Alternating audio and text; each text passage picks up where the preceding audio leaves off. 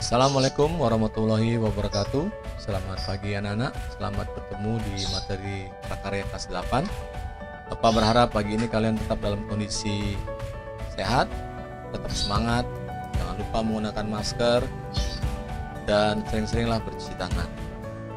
Baik, sebelum kita mulai, dipersilakan untuk berdoa menurut agama dan kepercayaan masing-masing. Berdoa dipersilakan. Selesai. Baik, Bapak pagi ini akan memberikan materi tentang kerajinan bahan lunak.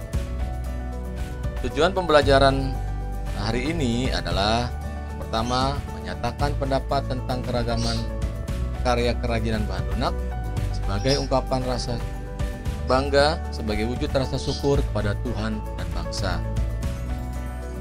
Yang kedua, memahami pengertian sejarah, jenis, sifat dari karakteristik kerajinan bahan lunak berdasarkan rasa ingin tahu dan peduli lingkungan.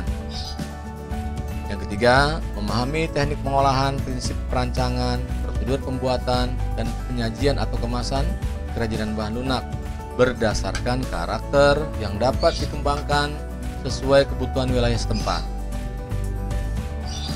Yang keempat, merancang, membuat, menguji, dan mengkomunikasikan produk kerajinan bahan lunak di daerah setempat berdasarkan teknik dan prosedur yang tepat berdasarkan orisinalitas ide dan citra rasa estetis diri sendiri dengan disiplin dan tanggung jawab. Kerajinan bahan lunak. Prinsip kerajinan bahan lunak.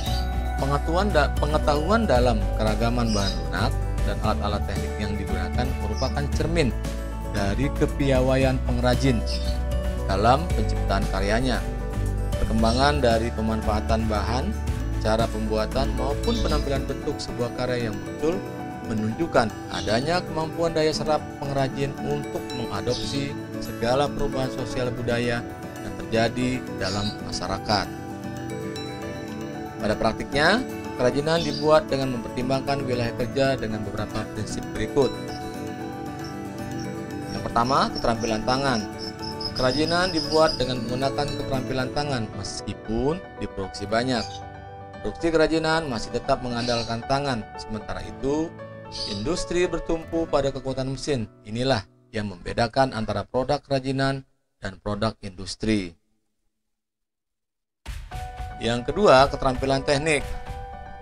Pembuatan benda-benda kerajinan dilakukan secara berulang-ulang dan didasari oleh keterampilan teknik atau keprigelan, sehingga produk yang dihasilkan sudah tentu memiliki kekhasan tangan yang nampak dengan detail rumit dan hanya bisa dilakukan dengan keterampilan teknik yang dimiliki oleh tangan seseorang. Yang ketiga, kedaerahan atau tradisional.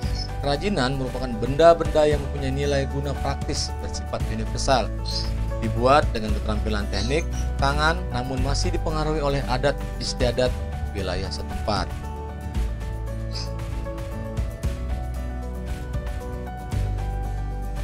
Kerajinan dari bahan lunak merupakan produk kerajinan yang menggunakan bahan dasar yang bersifat lunak, yaitu dia harus lentur, dia harus lembut, kemudian empuk dan mudah dibentuk.